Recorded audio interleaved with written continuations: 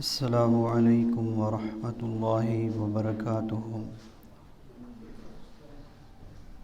ان الحمد للہ نحمده ونستعینه ونستغفره ونعوذ باللہ من شرور انفسنا ومن سیئات اعمالنا، من يهده الله فلا مضل له ومن يضلله فلا هادي له، وأشهد أن لا إله إلا الله وحده لا شريك له، وأشهد أن محمدًا عبده ورسوله۔ يا أيها الذين آمنوا اتقوا الله حق تقاته ولا تموتن إلا وأنتم مسلمون۔ يا أيها الناس اتقوا ربكم الذي خلقكم من نفس واحدة وخلق منها زوجها وبث منهما رجالا كثيرا ونساء، واتقوا الله الذي تساءلون به والأرحام، إن الله كان عليكم رقيبا۔ يا أيها الذين آمنوا اتقوا الله وقولوا قولا سديدا يصلح لكم أعمالكم ويغفر لكم ذنوبكم، ومن يطع الله ورسوله فقد فاز فوزا عظيما۔ اللهم صل وسلم على نبينا محمد صلى الله عليه وسلم۔ رب يسر ولا تعسر وتمم بالخير وبك نستعين۔ اللهم لا سهل إلا ما جعلته سهلا وأنت تجعل الحزن إذا شئت سهلا۔ اللهم وفقنا لما تحب وترضى۔ اللهم أرنا الحق حقا وارزقنا اتباعه، وأرنا الباطل باطلا وارزقنا اجتنابه۔ أما بعد فإن خير الحديث كتاب الله، وخير الهدي هدي محمد صلى الله عليه وسلم، وشر الأمور محدثاتها، وكل محدثة بدعة، وكل بدعة ضلالة، وكل ضلالة في النار۔ محترم سامعین ذی وقار، ہم جس معاشرے میں رہتے ہیں وہاں ہم ایک دوسرے سے مل جل کر ایک دوسرے کے ساتھ وقت گزارتے ہیں، تو جب ہم معاشرے میں رہتے ہوئے ایک دوسرے کے ساتھ اٹھتے بیٹھتے چلتے پھرتے کام کاروبار کرتے ہیں، معاشرت ہوتی ہے، تو اس معاشرت کے اندر پھر ہم ایک دوسرے کی راز کی باتوں کو جان جاتے ہیں، ان کی پرسنل لائف، ان کی گھریلو زندگی اور معاشرتی زندگی کے حوالے سے بہت ساری باتوں کا ہمیں علم ہو جاتا ہے۔ پھر ان باتوں کو ہم جب جو کہ دوسروں کے سامنے ظاہر کرنے والی نہیں ہوتی، راز کی باتیں ہوتی ہیں، ان کو مخفی رکھنا ایک دینی فریضہ ہوتا ہے، تو دین سے ناواقفیت کی وجہ سے، اور یہ ایک انتہائی گناہ ہے کہ ان کو باتوں کو دوسروں کے سامنے ظاہر کیا جائے۔ لا علمی کی وجہ سے پھر ان باتوں کو لوگوں کے سامنے جب کھولا جاتا ہے تو معاشرے میں فساد پیدا ہوتا ہے، پھر معاشرے میں لڑائیاں پیدا ہوتی ہیں، رشتہ داروں سے ٹوٹ جاتے ہیں، پھر خرابیاں لازم آتی ہیں۔ اس حوالے سے دینی نقطہ نظر سے جو دوسروں کی باتیں ہیں ہمیں کسی کو بیان نہیں کرنی چاہیے۔ دین ہمیں اس حوالے سے کیا رہنمائی کرتا ہے، اسی کو آج ہم سمجھنے کی کوشش کریں۔ سب سے پہلی بات تو یہ ہے کہ ہر انسان کو یہ چاہیے کہ جس بات کو وہ سمجھتا ہے کہ یہ دوسروں کو نہیں پتہ چلنی چاہیے، وہ اس کو راز سمجھتا ہے، اس کو خود بھی اس پہ کنٹرول کرنا چاہیے، دوسروں کے سامنے وہ ظاہر نہ ہو۔ سیدنا علی رضی اللہ تعالیٰ عنہ فرمایا کرتے تھے، سرک اسیرک، آپ کا راز وہ آپ کا غلام ہے، فَإِن تَكَلَّمْتَ بِهِ، اگر آپ اس کو اگل دیتے ہیں، بول دیتے ہیں، کسی کو بتا دیتے ہیں، صرت اسیرہ، پھر آپ اس کے غلام ہو جاتے ہیں۔ اس لیے ہمیں جو راز والی باتیں خود پہلے سے بلا وجہ بغیر مقصد کے دوسروں کے سامنے شیئر نہیں کرنی چاہیے، اور بالخصوص جس شخص پہ اللہ کا فضل ہے، کرم ہے، اللہ کی نوازشیں ہیں، اللہ نے اس سے اپنے فضل سے کچھ عطا کیا ہے، یا مستقبل میں اس کو کچھ نظر آتا ہے کہ اللہ کی طرف سے مجھ پر مہربانی اور اللہ کی طرف سے خیر ہونے والی ہے، تو اسے بھی چاہیے کہ وہ ایسے پہلو مخفی رکھے۔ دین ہمیں یہی بتلاتا ہے، جب خود انسان ان کو لوگوں کے سامنے کھولتا ہے، ان اپنے راز والی باتوں کو، ارادوں کو، مستقبل کے پلان کو، مستقبل کی اس کی منصوبہ بندی ہے، اس کو لوگوں کے سامنے کھولتا ہے، تو حاسد کھڑے ہو جاتے ہیں، پھر اس کو وہ کام کرنے میں رکاوٹیں کھڑی کرتے ہیں، پھر اس کے لیے پریشانیاں پیدا کرتے ہیں۔ دین ہمیں یہ بتلاتا ہے کہ ایسی باتوں کو اپنے تک محدود رکھا جائے، ان کو آگے پھیلایا نہ جائے۔ سیدنا یعقوب علیہ السلام کے بیٹے سیدنا یوسف علیہ السلام کو ایک انہوں نے خواب دیکھی جو ان کے حق میں مستقبل میں ایک بہتری کی طرف اعلان تھا، تو انہوں نے اپنے والد صاحب سے یہ بات جب ظاہر کی تو سیدنا یعقوب علیہ السلام نے ان سے روکا کہ اپنے بھائیوں کو نہیں یہ بتلانا،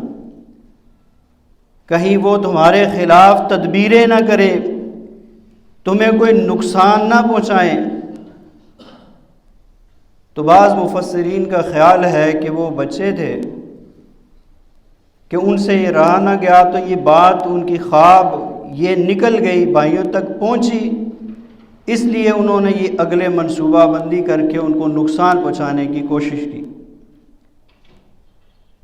دوسرا آپ علیہ السلام کا فرمان مقدس بھی ہے، استعینوا علی انجاح الحوائج، کہ اپنی ضرورتوں کو، حوائج کو مخفی رکھو، مخفی رکھ پر اس پہ مدد طلب کرو۔ استعینوا علی انجاح الحوائج بالکتمان، کہ ان کو پوشیدہ رکھو، دوسروں کے سامنے ظاہر نہ کرو۔ فإن كل ذی نعمت محسود، ہر شخص جس کو نعمت عطا کی جاتی ہے اس کے لوگ حاسد بن جاتے ہیں، اسے حسد کرنا شروع ہو جاتے ہیں۔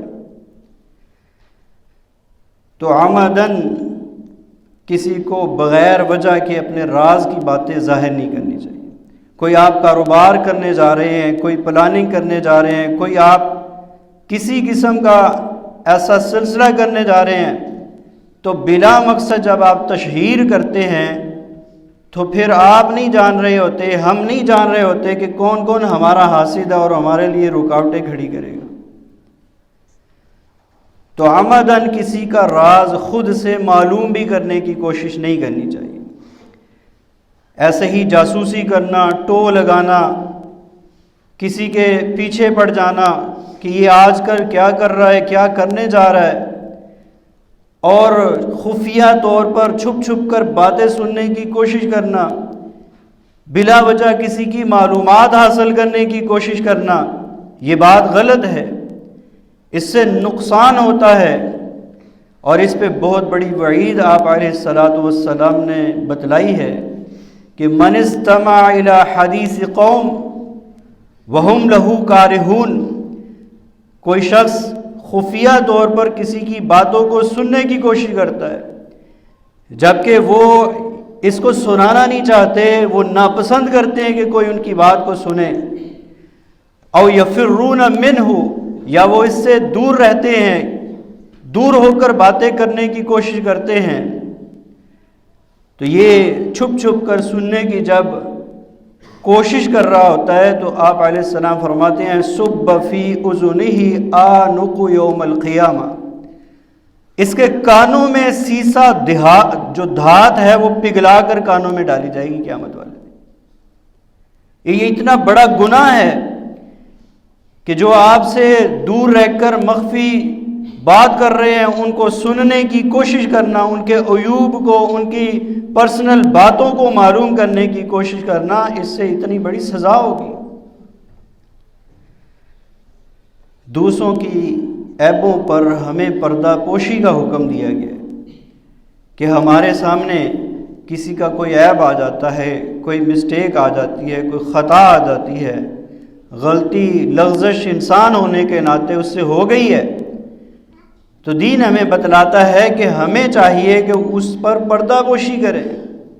نبی صلی اللہ علیہ وسلم فرماتے ہیں ان اللہ عز وجل حیی ستیر، اللہ عز وجل حیا والے بھی ہیں اور پردہ پوشی کرتے ہیں، لوگوں کے عیوب پر پردے ڈالتے ہیں۔ یحب الحیاء والستر، اور اللہ سبحانہ و تعالی حیا کو پسند بھی کرتے ہیں اور پردہ پوشی کو پسند بھی کرتے ہیں۔ دوسری حدیث میں آپ علیہ السلام فرماتے ہیں من ستر مسلما سترہ اللہ، جو کسی مسلمان کے عیوب پر پردہ ڈالتا ہے اللہ تعالیٰ اس کے عیوب پر بھی پردہ ڈال دیتے ہیں۔ فی الدنیا والآخرہ، یہ پردہ دنیا میں بھی رہے گا، آخرت میں بھی رہے گا۔ اگر ہم چاہتے ہیں کہ ہمارے عیوب پر کوئی مطلع نہ ہو، کسی کو پتہ نہ چل سکے، تو ہمیں بھی چاہیے کہ دوسروں کے عیوب پر پردہ ڈالیں تاکہ ہم اپنے عیوب چھپا سکے دنیا اور آخرت کے اندر۔ ایک اور حدیث میں آپ علیہ السلام نے اس کی مزید وضاحت فرمائی، من ستر عورت اخیہ المسلم، جو کسی مسلمان بھائی کے پردہ والی باتوں پہ پردے ڈالتا ہے، سترہ اللہ عورتہ یوم القیامہ، اللہ احکم الحاکمین قیامت والے دن اس کے عیوب پر بھی پردے ڈال دیں گے۔ ومن کشف عورت اخیہ المسلم، اور جو کسی مسلمان کے پردے والی باتوں سے پردے ہٹا کر ان کے راز افشاء کرتا ہے، لوگوں کو بتلاتا ہے، اس بھائی کو رسوا کرنے کی کوشش کرتا ہے، کشف اللہ عورتہ، اللہ تعالیٰ بھی اس کے پردے اٹھا دیں گے۔ حتی یفضح بہا فی بیتی، یہاں تک کہ اگر وہ گھر میں بھی چھپ کر رہنا چاہے تو اللہ تعالیٰ پھر بھی اس کو رسوا کر دیں گے۔ گھروں میں بیٹھ کر مخفی بھی ہو جائے، لیکن اگر اس کی یہ گناہ ہے، اس کی گناہ کی سزا میں اس کے عیاں ہو جائیں گے عیب، اور وہ رسوا ہو جائے گا۔ اس لیے ہمیں چاہیے کہ اپنے زبانوں پر کنٹرول رکھیں، اور کسی کے عیوب کا اگر ہمیں علم ہے تو اس سے جتنا ممکن ہو پردہ ڈالنے کی کوشش کریں۔ لیکن یہاں کچھ معاملے اس کے برعکس بھی نظر آتے ہیں، کسی میں عیب ہونا، اس پہ پردہ ڈالنا اتنا فضیلت والا عمل ہے، لیکن ہمارے معاشرے میں اتنی گئی گزری عادات لوگوں میں آ چکی ہیں کہ بجائے کہ عیبوں پر پردہ ڈالیں، وہ انسانوں میں عیب ہوتے بھی نہیں ہیں، وہ اپنی طرف سے ان پر عیب بنا بنا کر پیش کرتے ہیں، ان پر بہتان لگاتے ہیں، الزام لگاتے ہیں، ان میں عیب نہیں ہے، اپنی طرف سے باتیں ایسی کر کے وہ ایسی پھیلاتے ہیں کہ وہ لوگ اس کے بارے میں بدگمانی میں مبتلا ہو جاتے ہیں۔ یہ بہتان انتہائی بہت بڑا گناہ اور جرم ہے۔ آپ علیہ الصلوۃ والسلام کی سنن نبی داؤد کے اندر حدیث ہے، من قال فی مؤمن ما لیس فیہ، جو شخص کسی بندے کے بارے میں ایسی باتیں کرتا ہے جو اس میں نہیں ہے، اسکنہ اللہ ردغۃ الخبال حتی یخرج مما قال، کہ اللہ احکم الحاکمین اس کو جہنم میں جہنمیوں کی پیپ پلائے گا۔ وہ جہنم میں جائے گا، وہاں جہنمیوں کی پیپ اس کی خوراک بنے گی، الا یہ کہ وہ دنیا میں توبہ طائب ہو کر اس عادت سے باز آ جائے، اللہ کی طرف رجوع کر لے، معافی مانگ لے، اپنی اس بد خصلت سے اپنے آپ کو بچا لے، تب محفوظ رہ سکے گا۔ نبی صلی اللہ علیہ وسلم کی صحابہ رضوان اللہ علیہم اجمعین کو اس قدر تعلیم اور تربیت تھی کہ کسی کے راز کسی کے پاس ہوتے قطعاً آگے نہ بتلاتے، خاموشی اختیار کرتے۔ اس میں ایک واقعہ ہے کہ جب حضرت حفصہ بنت عمر رضی اللہ تعالی عنہما کو طلاق ہو گئی تو سیدنا عمر رضی اللہ تعالی عنہ نے سیدنا عثمان بن عفان رضی اللہ تعالی عنہ کے پاس گئے کہ میں چاہتا ہوں کہ میری بیٹی سے آپ شادی کر لیں۔ تو سیدنا عثمان خاموش ہو گئے، پھر کہنے لگے مجھے کچھ ٹائم دے، میں سوچ کر آپ کو جواب دوں گا۔ تو سیدنا عمر میں دل میں محسوس کیا کہ یہ عجیب بات ہے کہ اس پہ سوچیں گے۔ خیر کچھ دن گزر گئے، کوئی جواب نہیں آیا تو ان کو بہت صدمہ سا ہوا، لیکن پھر انہوں نے حضرت ابو بکر صدیق رضی اللہ تعالیٰ عنہ سے اسی سلسلے میں بات کی، ان سے کہا کہ آپ میری بیٹی سے شادی کر لیجئے۔ تو وہ بھی خاموش ہو گئے، انہوں نے کچھ بھی جواب نہ دیا۔ حضرت عمر دل میں اس سے بھی زیادہ صدمہ محسوس کرنے لگے کہ انہوں نے تو ٹائم مانگا تھا، سوچ کر بتاؤں گا، لیکن انہوں نے سرے سے کوئی بات ہی نہیں کہی، کوئی جواب ہی نہیں دیا۔ کہتے ہیں کہ کچھ دن گزرے تو نبی علیہ الصلوۃ والسلام نے خود حضرت سیدہ حفصہ سے شادی کا ارادہ ظاہر فرمایا۔ تو حضرت عمر نے پھر شادی کروا دی۔ پھر ابو بکر رضی اللہ تعالیٰ نے حضرت عمر سے رابطہ کر کے کہا کہ آپ نے مجھ سے پوچھا تھا،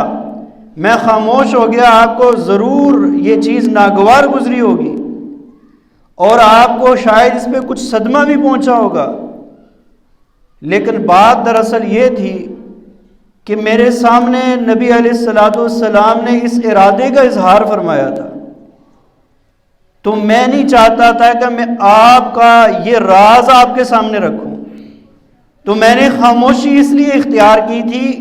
کہ معاملہ خود ہی اللہ تعالیٰ ظاہر کر دے گا، میں یہ بات ظاہر کر کے نبی علیہ الصلوۃ والسلام کے راز کو ظاہر نہیں کرنا چاہتا تھا۔ صحابہ کی احتیاط دیکھیے کس قدر ہے۔ اسی طرح ایک دوسرا واقعہ ہے، سیدنا انس رضی اللہ تعالیٰ عنہ فرماتے ہیں کہ میں بچوں میں کھیل رہا تھا، کیونکہ وہ چھوٹے تھے، خود بھی چھوٹی عمر کے تھے۔ نبی صلی اللہ علیہ وسلم آئے تو مجھے کہا کہ یہ کام ہے جو کر کے آؤ۔ کہتے ہیں میں چلا گیا، کام کر کے جب گھر پہنچا تو تاخیر ہو گئی، تو میری والدہ پوچھنے لگی تم اتنی دیر سے کیوں آئے ہو؟ تو میں نے کہا کہ مجھے نبی علیہ السلام نے کوئی کام بھیجا تھا اس لیے تاخیر ہو گئی۔ وہ کہنے لگی کہ وہ کام کیا تھا؟ سیدنا انس فرماتے ہیں کہ وہ ایک راز کی بات ہے، وہ نہیں میں بتا سکتا۔ تو والدہ صحابیہ تھی، کس قدر اچھی آپ علیہ السلام کی تربیت تھی، انہوں نے مزید ان کو اسی بات پر ابھارا کہ بیٹا ہرگز یہ نہ بتانا، کیونکہ یہ آپ کا اگر راز ہے تو یہ کسی کو نہ تو بتانا۔ تو ہمیں بھی خود احساس ہونا چاہیے کہ جو راز کی باتیں ہیں ان کو راز ہی رکھیں۔ اگر کسی نے ہمیں کہا ہے کہ یہ نہیں بتلانی تو ہمارے یہ ذمہ بن جاتا ہے کہ ہم نہ بتلائیں، اور دوسرے کو پتہ چل گیا ہے کہ اس کو یہ راز ہے تو اس کو بھی کریدنے کی کوشش نہیں کرنی چاہیے، اس کو مجبور نہیں کرنا چاہیے کہ اس کو بتاؤ ہی بتاؤ، خاموشی ہی بہتر ہے۔ اسی میں معاشرے کے اندر امن ہے، سلامتی ہے، عافیت ہے، اور اسی میں ان تمام شرور اور فسادات سے ہم بچ سکتے ہیں کہ جو راز کے افشا ہونے کی وجہ سے فساد بنتے ہیں۔ اس لیے ہمیں دین بتلاتا ہے کہ عام مسلمانوں کے رازوں کی بھی حفاظت کی جائے۔ اس کی چند ایک صورتیں ہو سکتی ہیں کہ وہ راز کی باتیں کیا ہو سکتی ہیں۔ اس میں ہمیں جس قدر بھی ممکن ہو ان راز کی باتوں کو محفوظ رکھیں۔ وہ کوئی میٹنگ ہو سکتی ہے، اس میں آپ نے شرکت کی ہے اور اس میٹنگ میں کہا گیا ہے کہ یہ بات باہر بات نہیں کرنی۔ کسی نے آپ سے کسی اپنے منصوبہ بندی کا اظہار کیا کہ میں یہ آگے کرنا چاہتا ہوں، اور اس کی یہ تلقین ہے کہ ابھی آپ کسی کو ظاہر نہ کریں۔ اسی طرح حدیث میں یہاں تک وضاحت آتی ہے کہ ایک شخص آپ سے بات کرتے ہوئے دائیں بائیں دیکھ رہا ہوتا ہے، اور اس کا یہ دائیں بائیں دیکھنا اس غرض سے ہوتا ہے کہ ہماری بات کوئی اور تو نہیں سن رہا، اور اسی سے آپ کو سمجھ آ جاتی ہے کہ یہ بات مجھی سے کرنا چاہتا ہے، دوسروں سے یہ نہیں سنانا چاہتا۔ تو ایسی بات کو بھی آپ مخفی رکھنے کے پابند ہیں، اس کو دوسروں کے سامنے نہیں کر سکتے۔ آپ علیہ السلام کی حدیث ہے کہ اذا حدث الرجل حدیثا، جب کوئی شخص کوئی بات کرتا ہے ثم التفت فہی امانہ، پھر وہ بات کرتے ہوئے دائیں بائیں دیکھ رہا ہوتا ہے کہ کوئی سن تو نہیں رہا اور کوئی، تو آپ علیہ السلام فرماتے ہیں یہ امانت ہے، اس کو آپ کسی کے سامنے ظاہر نہیں کر سکتے۔ اسی طرح راز کی قسموں میں سے کچھ ملک و ملت کے بھی راز ہوتے ہیں جو اگر افشا کر دیے جائیں، دشمنوں تک پہنچ جائیں، ملک و ملت کو، اہل اسلام کو نقصان ہوتا ہے۔ ایسے راز کے لیے اہل علم کہتے ہیں جان دینی پڑ جائے دے دیں، لیکن وہ راز افشا نہیں ہونے چاہیے۔ شیخ مبشر احمد ربانی حفظہ اللہ اپنے فتاوے میں ایک جگہ ایک سوال کے جواب میں پیش کیا کہ اگر دشمن کی قید میں ایک مجاہد چلا جاتا ہے اور اس پہ اتنا تشدد ہوتا ہے کہ اس کو ڈر لاحق ہوتا ہے کہ میں اس تشدد کے اندر کہیں جو میرے راز ہیں، میرے ساتھیوں کو، میری ملک و ملت کے، یہ نگلوا نہ لیں، افشا نہ ہو جائیں، تو ایسی حالت میں کیا وہ خودکشی کر سکتا ہے؟ تو شیخ رحمہ اللہ کا جواب یہ تھا کہ ہاں وہ خودکشی کر سکتا ہے اس حالت میں۔ دلیل انہوں نے پیش کی کہ بنی اسرائیل کا معروف واقعہ ہے کہ جس کے اندر وہ ایک بچہ تھا جس کو جادو سیکھنے کے لیے بھیجا گیا تھا، اور وہ راستے میں راہب سے تعلیم حاصل کرنا شروع ہو گیا اور جادو سے باز آ گیا۔ گھر والے سمجھتے رہے جادو سیکھ رہا ہے، اور وہ اسپیشل بادشاہ کے لیے تیار کیا جا رہا تھا، لیکن وہ راہب سے دین کی تعلیم حاصل کرتا رہا، اور ایک وقت آیا کہ یہ بات ظاہر ہو گئی۔ مختصراً یہ کہ پھر وہ بادشاہ اس کو شہید کرنا چاہتا تھا، اور اللہ تعالیٰ کی کرنی یہ تھی کہ وہ جس طریقے سے بھی اس کو شہید کرنا چاہتا تھا اللہ تعالیٰ اس کو بچا دیتے تھے۔ آخر اس نے ایک ایسی تدبیر اختیار کی تھی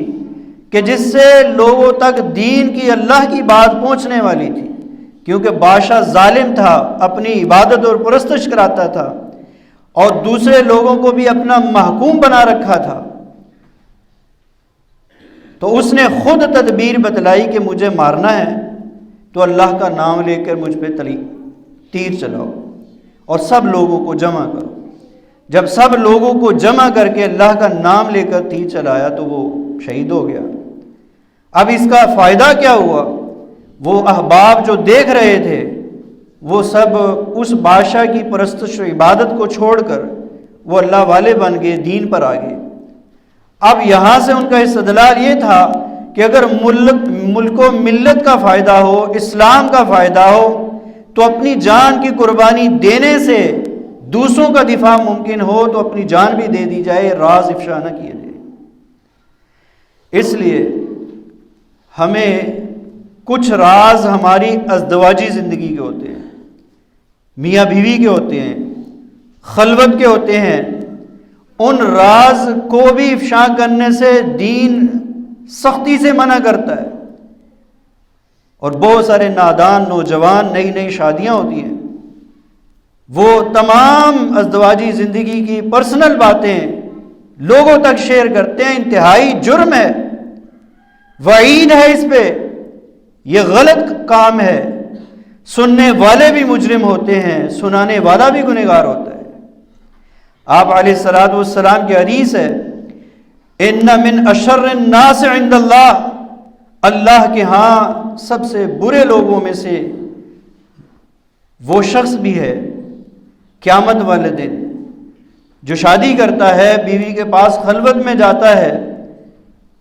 اور بعد میں وہ راز والی باتیں، وہ خلوت والی باتیں لوگوں کو سناتا پھرتا ہے۔ یہ اللہ کے ہاں مقام کے اعتبار سے سب سے برا شخص ہے۔ اس لیے